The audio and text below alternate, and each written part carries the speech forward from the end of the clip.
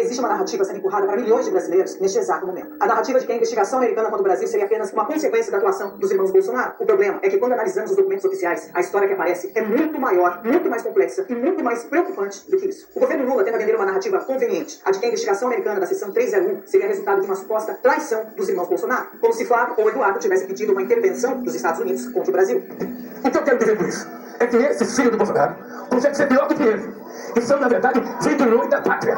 Foram pedir para que um país estrangeiro se intrometesse na decisão brasileira. Mas isso é falso, raso e serve apenas para esconder o conteúdo real da investigação. O que está acontecendo não é apenas uma disputa entre Lula e Bolsonaro, também não é apenas uma discussão sobre tarifas comerciais. O que está em jogo envolve tecnologia, poder econômico, influência política, sistemas financeiros, grandes empresas globais e uma disputa geopolítica cada vez mais intensa entre Estados Unidos e China. E para compreender essa história, é preciso começar por um fato que praticamente desapareceu do debate público. A investigação da seção 301 não nasceu de um discurso eleitoral brasileiro. Ela foi aberta oficialmente em 15 de julho de 2025 pelo escritório do representante de comércio dos Estados Unidos para apurar práticas do Estado brasileiro consideradas prejudiciais ao comércio americano. Durante meses, houve coleta de informações, comentários públicos, audiências, manifestações de empresas, entidades, especialistas e do próprio governo. O relatório analisou 6 grandes áreas: o comércio digital e serviços de pagamento eletrônico, tarifas preferenciais, propriedade intelectual, combate à corrupção, acesso ao mercado de etanol e desmatamento ilegal. Ou seja, isso não é uma briga de família, é uma investigação formal de comércio internacional. Mas existe uma pergunta ainda mais importante: por que isso acontece agora? A resposta passa inevitavelmente pelo cenário internacional. Donald Trump voltou à Casa Branca. Marco Rubio assumiu um papel central na política externa americana. A competição estratégica com a China voltou a ocupar o centro das preocupações de Washington. E nesse novo contexto, o Brasil passou a ser observado sob uma ótica muito diferente. Durante anos, divergências comerciais entre Brasil e Estados Unidos existiram sem produzir uma reação dessa magnitude. O que mudou foi exatamente o ambiente geopolítico, porque hoje Washington não observa apenas as tarifas e exportações. Ele observa as cadeias estratégicas de produção, os sistemas financeiros, infraestrutura digital, inteligência artificial, energia, minerais críticos e influência política. E é justamente nesse ponto que o Brasil se tornou relevante. Enquanto o governo Lula aprofundava relações com Pequim, fortalecia os BRICS e ampliava acordos econômicos com a China, os Estados Unidos passaram a enxergar o Brasil não apenas como um parceiro comercial, mas como um território estratégico dentro da disputa global por influência. É nesse contexto que nasce a investigação da seção 301. Ao final da apuração, os Estados Unidos concluíram que determinadas políticas brasileiras criam obstáculos, restrições ou desvantagens para empresas americanas. Como resposta, Washington propôs uma tarifa adicional de 25% sobre parte relevante dos produtos brasileiros exportados aos Estados Unidos. Embora diversos itens considerados estratégicos para a economia e para a segurança nacional americana tenham sido excluídos da lista. Entre eles estão os produtos ligados a cadeias críticas de suprimento: energia, aviação civil, minerais estratégicos e outros insumos relevantes para a indústria americana. A lógica é muito simples. Ao mesmo tempo em que os Estados Unidos buscam pressionar o Brasil em áreas consideradas problemáticas, Washington evita encarecer ou comprometer setores que considera essenciais para seus interesses econômicos, tecnológicos e de segurança nacional. E esse detalhe é importante. Se o objetivo fosse simplesmente punir o Brasil, bastaria taxar tudo, mas não foi isso que aconteceu. Porque a questão não é emocional, a questão aqui é estratégica. E é justamente aqui que começam os pontos mais sensíveis da investigação. No capítulo digital, os Estados Unidos citam ordens judiciais de remoção de conteúdo, bloqueio de contas, multas e decisões que atingiram plataformas americanas como o X e o Rumble. O relatório menciona preocupações com determinações atribuídas ao ministro Alexandre de Moraes, do Supremo Tribunal Federal, que teria exigido a remoção de conteúdos e perfis em escala global. Segundo denúncias públicas feitas por Elon Musk, algumas dessas ordens vinham acompanhadas de cláusulas de confidencialidade que impediriam as plataformas de informar aos usuários que a remoção decorria de decisão judicial, levando-as a justificar as medidas apenas como supostas violações de diretrizes internas. Para os Estados Unidos, independentemente do debate jurídico brasileiro, esse conjunto de decisões arbitrárias deixou de ser visto apenas como uma controvérsia doméstica entre o judiciário e redes sociais e passou a ser tratado como um risco regulatório para empresas americanas que operam no Brasil, sendo submetidas a ordens clandestinas.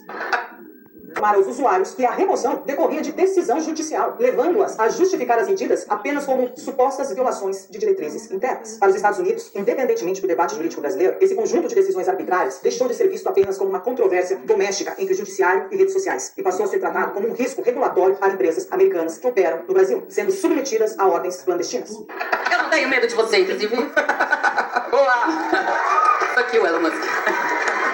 O próximo capítulo envolve o PIX, talvez o tema mais distorcido de todo esse debate. É importante destacar aqui que, segundo a própria fundamentação apresentada pelos Estados Unidos, não há qualquer indicação de que o Washington pretenda acabar com o PIX. Isso é uma falácia. A preocupação relatada é outra. É o fato de o Banco Central atuar simultaneamente como regulador do mercado e operador da principal infraestrutura pública de pagamento do país. Na visão americana, essa estrutura pode gerar um potencial conflito de interesses e criar condições que favorecem o PIX em relação a concorrentes privados. Um dos argumentos implícitos nesse debate é que, enquanto bandeiras internacionais como Visa e Mastercard dependem de uma cadeia de intermediários, taxas de processamento, tarifas e outros custos operacionais para viabilizar suas transações impostas aí pelo próprio governo brasileiro, o Pix opera por meio de uma infraestrutura pública que elimina grande parte desses encargos. Esse é justamente o ponto central da discussão. Não se trata de extinguir o Pix, mas de questionar se o desenho atual do sistema cria vantagens competitivas que dificultam a atuação de empresas privadas. O foco é garantir que companhias do setor financeiro e de meios de pagamento, inclusive empresas americanas, possam competir em condições consideradas mais equilibradas. Já no capítulo da corrupção, a apuração cita a Lava Jato, a Odebrecht e decisões que anularam provas e acordos de leniência, mencionando o responsável por esses atos, o ministro Dias Toffoli. A preocupação americana é clara. Quando instrumentos de combate à corrupção são enfraquecidos ou anulados, os investidores perdem a segurança jurídica e empresas passam a enxergar mais riscos no Brasil. E quando o risco aumenta, os investimentos diminuem. Há ainda outros temas relevantes. Em propriedade intelectual, por exemplo, os Estados Unidos afirmam que o Brasil falha no combate à pirataria e à comercialização de produtos falsificados, além de apontarem demora excessiva na análise de patentes, especialmente no setor biofarmacêutico. Na visão americana, essas falhas prejudicam empresas que dependem da proteção de marcas, direitos autorais, inovação e propriedade intelectual. No caso do etanol, a crítica é mais específica. Os Estados Unidos sustentam que o Brasil abandonou o tratamento tarifário anteriormente considerado equilibrado e passou a impor mais tarifas elevadas ao etanol americano, sem oferecer reciprocidade equivalente aos produtores dos Estados Unidos. Em tarifas preferenciais, a investigação questiona acordos que concedem tratamento mais favorável a determinados parceiros comerciais, como México e Índia, argumentando que isso pode colocar produtos americanos em desvantagem competitiva no mercado brasileiro. Já no desmatamento ilegal, os Estados Unidos afirmam que o Brasil falha historicamente em aplicar de forma efetiva seu próprio arcabouço legal para combater práticas ilegais de desmatamento. Segundo os Estados Unidos, isso acaba prejudicando a competitividade de produtores americanos nos setores agrícola e florestal. Concorde-se ou não com essas críticas, o fato é que elas fazem parte da fundamentação oficial apresentada por essa investigação americana e ajudam a explicar por que a investigação abrangeu temas tão diversos. Portanto, reduzir tudo isso a Bolsonaro pediu intervenção é uma tentativa de infantilizar o debate. A seção 301 é o mesmo instrumento usado pelos Estados Unidos contra a China na guerra comercial. Quando Washington aciona esse mecanismo, o objetivo não é brincar de política interna brasileira. O objetivo é proteger interesses econômicos, tecnológicos e estratégicos americanos. Porque o Brasil está no meio de uma disputa global muito maior. De um lado, os Estados Unidos tentando preservar espaço para suas empresas, suas big techs, suas bandeiras de pagamento, sua influência financeira e seus interesses comerciais. Do outro, temos a China, cada vez mais presente no Brasil, no agronegócio, na infraestrutura, na energia, na mineração, na tecnologia e nos BRICS. E no meio disso tudo, está o Brasil, cada vez mais integrado economicamente à China. Enquanto os Estados Unidos observam empresas americanas enfrentando obstáculos regulatórios, judiciais e comerciais no mercado brasileiro. É justamente nesse ponto que a investigação deixa de ser apenas uma questão comercial e passa a revelar uma dimensão geopolítica muito mais ampla. Porque ela não trata apenas de tarifas ou apenas de comércio. Ela trata de poder. Trata de quem terá espaço para influenciar o maior país da América Latina. Trata de quem irá controlar a infraestrutura financeira. Trata de quem irá exercer influência sobre a tecnologia, energia, dados, pagamentos, cadeias estratégicas de produção e setores considerados essenciais para a economia do futuro. No fundo, o que emerge dessa disputa é uma pergunta muito maior do que qualquer tarifa ou negociação comercial. Qual potência terá mais influência sobre os rumos econômicos e estratégicos do Brasil nas próximas décadas? Estados Unidos ou China? Enquanto isso, Lula tenta transformar o assunto em palanque eleitoral. Mais grave ainda, ao chamar adversários de traidores da pátria e afirmar que Joaquim Silvério dos Reis teria sido enforcado por menos, Lula incorre em um erro histórico, elementar. Quem foi enforcado, na verdade, foi Tiradentes, em 1792. Enquanto Joaquim Silvério dos Reis, cuja delação contribuiu para a repressão da Inconfidência Mineira, não apenas escapou da execução, como ele morreu aos naturais. Independente aqui da imprecisão histórica, o problema central é o uso dessa referência para atacar adversários. A delação contribuiu para a repressão da Inconfidência Mineira, não apenas escapou da execução, como ele morreu anos depois de causas naturais. Independente aqui da imprecisão histórica, o problema central é o uso dessa referência para atacar adversários políticos vivos, associando-os à figura de um suposto traidor da nação, em vez de responder tecnicamente às críticas e aos pontos levantados no relatório. O presidente recorre a uma retórica que inflama a militância, desloca o foco do debate e estimula a criação de inimigos internos. São traidores!